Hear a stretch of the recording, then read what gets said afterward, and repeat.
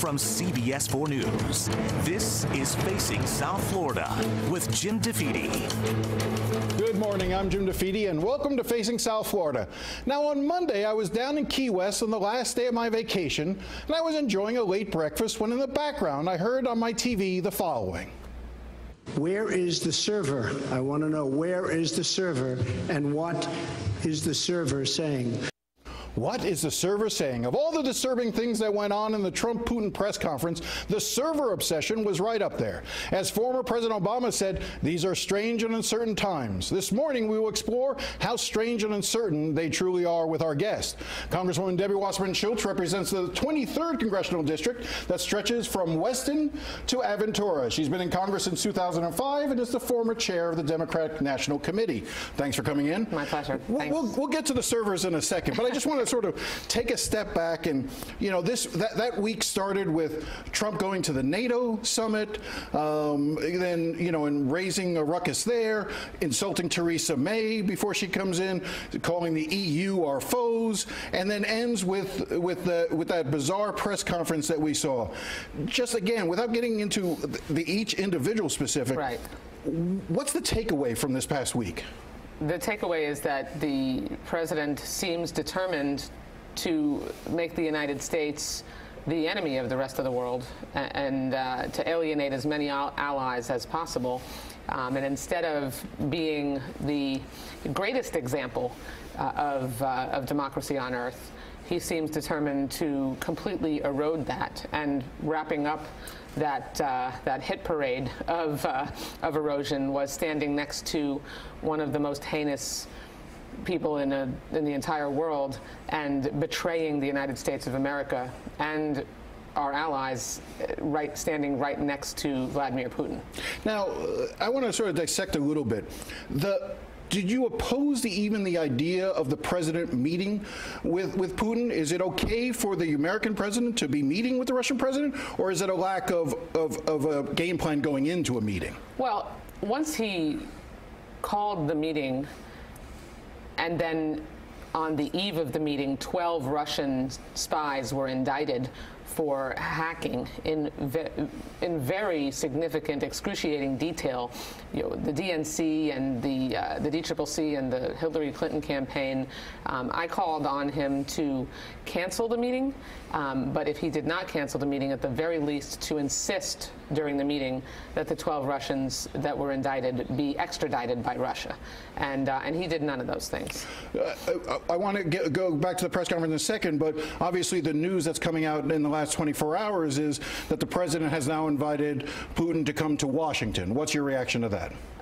As I said, I mean, this president has no clue, has no respect for the rule of law, has no belief, apparently, that the strength of the United States, particularly its exercise through power and influence and the respect that we once had before he was president, is a useful tool.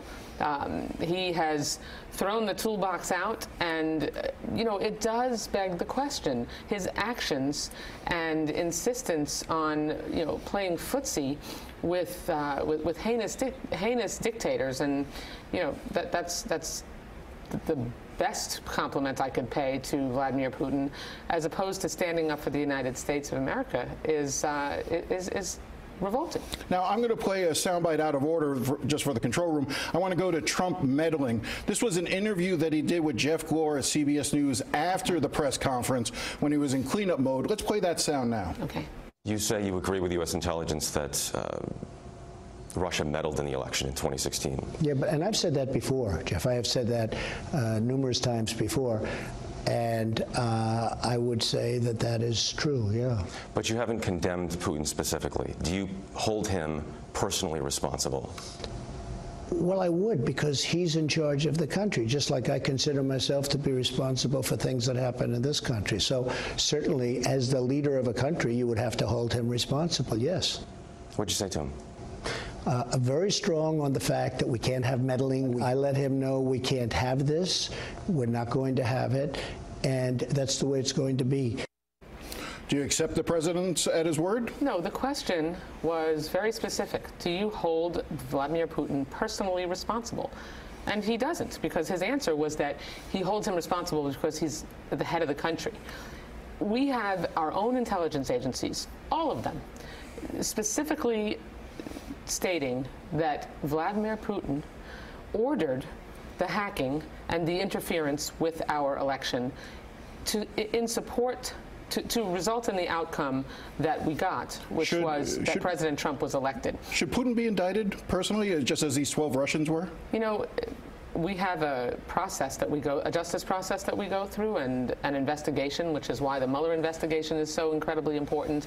And frankly, my colleagues in the majority in Congress should be using all the investigatory tools that we have at our disposal, but instead they are shutting down and rolling over in support of holding on to power rather than making sure that we don't have elections, our upcoming elections, compromised in the future. By the way, it is also important to note, Jim, that President Trump was specifically briefed on the fact that Vladimir Putin ordered, our intelligence agencies believed that Vladimir Putin ordered the hacking of the DNC and of the... Before he became president, yes, he was even informed of it. So he was briefed in a highly classified intelligence briefing. Well, he sees that it, don't you? Putin ordered this himself. Clearly he sees any discussion, he conflates meddling and collusion, and he thinks that anything that takes place with meddling tarnishes his election somehow. So he sees it through a prism of himself. Right. He obviously has inadequacy issues. He's paranoid. And look, there's just no way around that. He can try to hang his hat on there hasn't been any evidence yet uncovered that numbers or machinery was interfered with. Well, but there's no question that he is president in part because Vladimir Putin did everything he could to make sure that he was. So that tarnishes his victory. So if you looked at the Trump-Putin press conference as a drinking game and you had the word server, you have to take a drink, you would have ended up pretty loopy by the end of it. I want to play that sound because I want to give you a chance to respond to some of what he's talking about here. Let's play that. So let me just say that we have two thoughts. You have groups that are wondering why the FBI never took the server. Why haven't they taken the server?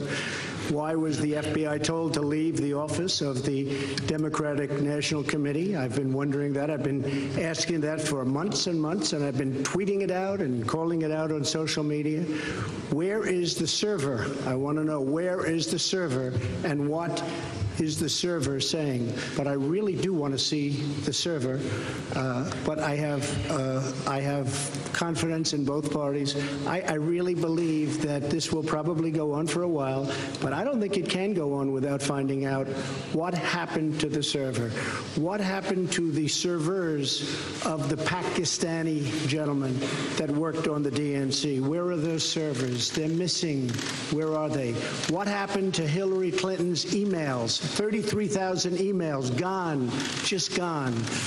I think in Russia they wouldn't be gone so easily. I think it's a disgrace that we can't get Hillary Clinton's 33,000 emails. And again, that was in response to the question, what did Russia do except that Russia interfered in our elections, meddled in the elections, and he went off on that. What is your reaction? Let's sort of unpack a little bit of that, because there's a lot of accusations against you, against the DNC. The president, my first reaction is the president is a liar and continues to be a liar. He lied his way through that answer, and that he is full of the stuff that he continues to try to throw up on the wall to muddy the waters. You know, he figures throw enough up on the wall and some of that uncertainty and confusion will stick. So let's be clear. What happened to the servers? You can take a look at the investigation that was done with the Justice Department concluding nothing. There are no servers. There's no servers missing. His own Justice Department concluded there were no servers missing. There were no servers of any kind that were of any concern in terms of the investigation that they did. Not a DNC server. The DNC provided through the security firm, the highly qualified security firm that we used, and the FBI confirmed this, that we had a forensic copy of our server provided to them. I can tell you, we were never asked to turn over our server. We never denied the turning over of the server. And Director Comey specifically said in public testimony that what we provided them with was a reasonable facsimile that gave them all the information they needed. So no missing DNC server, no denial of turning it over, no server of any kind has ever been missing. And the president is literally just trying to muddy the water because Russia interfered with our elections, and he is president in part because of that interference. All right, let's take a break here. I want to come back. I want to talk about immigration and a number of other issues. We'll pick that up with Congresswoman Debbie Wasserman Schultz when we come back.